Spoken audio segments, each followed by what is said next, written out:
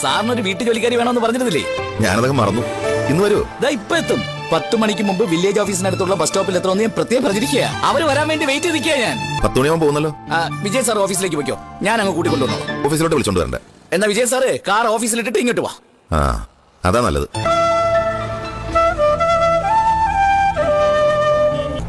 കായംകുളത്തുനിന്ന് വരുന്ന രാജമ്മയാണോ? അതെ.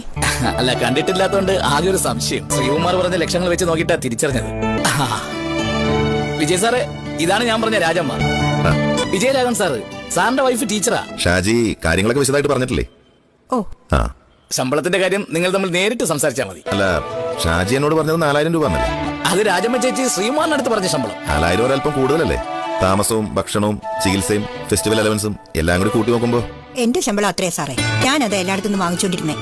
അതിൽ നിന്ന് കുറയ്ക്കാനൊന്നും പറ്റില്ലെന്ന് ഞാൻ ശ്രീകുമാറിനോട് പറഞ്ഞിട്ടുണ്ടായിരുന്നല്ലോ. ലീലയ്ക്ക് ഞങ്ങള് 3500 രൂപ കൊടുത്തോണ്ടിരുന്നത്. അതുപോലെ